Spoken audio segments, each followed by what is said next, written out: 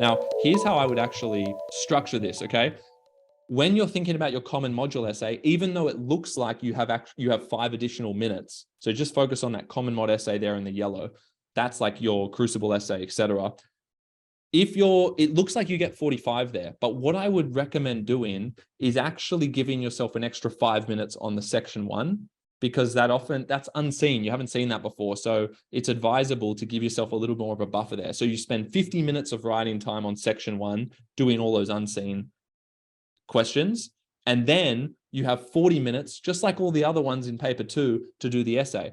Why do you need an extra 5 minutes for this common mod essay when the other essays you're going to be doing in 40? They're all worth 20 marks. So that's a little bit of a hack, so to speak, right? There's no reason to give the common module any more time than the other essays. Does everyone understand that? They're all 20 marks. The only reason to give section 1 more is because you haven't seen them before, so it might be a bit harder and it might take you more time.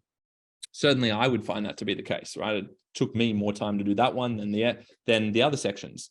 So 40 minutes is the guideline, but what do you see underneath? 32 minutes, 34. I've actually provided some different times in blue under here, and that's the time that I would recommend you have for your drafts.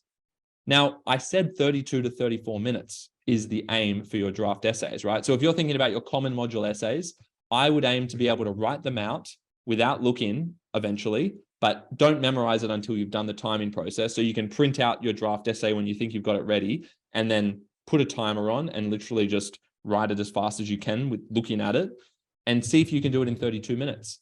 Because that gives you 8 minutes, because you're going to allow 40 minutes total to do it. Same for mod A and B. That gives you 8 minutes to adapt throughout the exam to that new question. Okay, it's very important not to underestimate the value of that buffer time.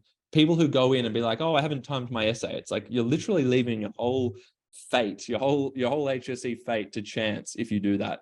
And English is mandatory to be counted, right? So you don't want to, you can really mess up there strategically by not timing your essay early in the process and making sure that you cut it down if you need to, so that you can write it in 32 to 34 minutes.